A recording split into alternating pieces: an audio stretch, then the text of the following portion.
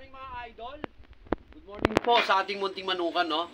Welcome to Oma Antiquinho GF. Ayan, malapit na po mga idol yung ating pinapagawa na gradas, no?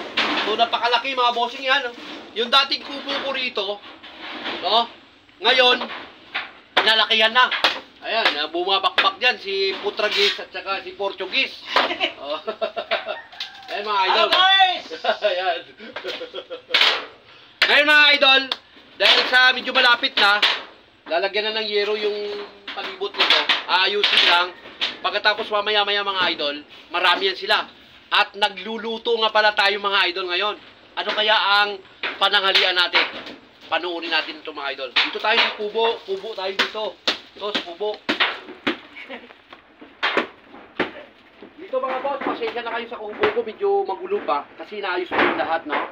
So dito, nagluluto tayo mga idol, no? Ito yung papakain natin sa ating trabahador, no? Ito mga boss, no? Yan yung, ano tawag dito? Kasim. Kasim po ito. Yan, 2 kilo, binili natin yan. Sisigang natin. Pagkatapos, ito pa mga idol. Yan, no? Yan. Binili po natin ito mga bossing. Para po sa ating mga trabahador. Mamaya, marami yan. Saglit lang po nila yan. So, yung nakakita ng video natin mga bossing, welcome po ang lahat mga idol. Ayan. Back to the studio naman tayo. Dito naman tayo sa ating manukan. Ito mga bossing, oh, yung mga pinamili ko. Lahat-lahat to. Ayan. Para po yan sa mga, yung pag gusto nilang umikot ng sabaw. Kaso manipis pala to. Dapat yung makapal.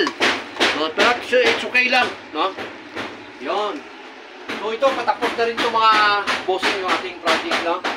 At sana tuloy-tuloy lang yung trabaho natin at makapag-breeding tayo mga boss, no? Nang marami, no?